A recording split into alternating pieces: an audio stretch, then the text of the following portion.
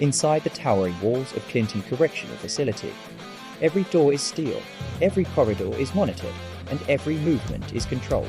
It's the kind of place designed to make escape impossible. But in the summer of 2015, two inmates proved that impossible sometimes just means no one has tried hard enough. Yet, Richard Matt and David Sweat were both serving life sentences for brutal crimes, locked away inside one of the most secure prisons in the United States.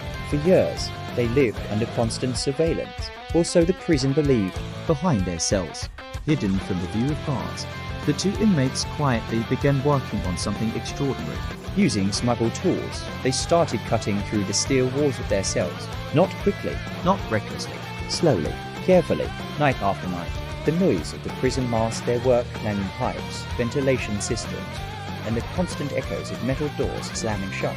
over weeks, then months. The holes grew larger, but the walls were only the beginning. Beyond them was a maze of pipes, narrow maintenance corridors, and dark tunnels that ran beneath the prison. The inmates crawled through them in total darkness. At one point, they even had to cut through a massive steel pipe connected to the prison's plumbing system. The smell was unbearable, the space barely wide enough to breathe. But they kept going.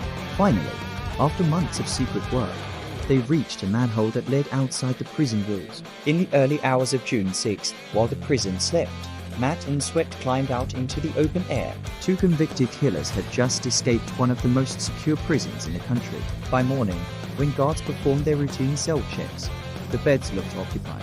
the inmates had left behind carefully arranged dummies made of clothes and blankets. It took hours before anyone realized the truth. And when they did, a massive manhunt began. Hundreds of officers flooded the forests surrounding Dannemora. Roadblocks appeared across the region. Helicopters searched from the sky. Entire communities were warned to stay indoors. The search lasted nearly 3 weeks. Eventually, law enforcement closed in. Richard Matt was located first and fatally shot during a confrontation with authorities. Days later, David Sweat was spotted running along a rural road. A state trooper fired, striking him and ending the escape. He survived and was returned to prison. The investigation later revealed a shocking detail. The escape had been helped from the inside. A civilian prison employee had secretly smuggled tools to the inmates, unknowingly helping them build one of the most daring prison breaks in modern history. What began as two prisoners chipping away at steel in the dark became a national manhunt that stunned the country. A prison escape that truly should have been impossible, but somehow Wasn't.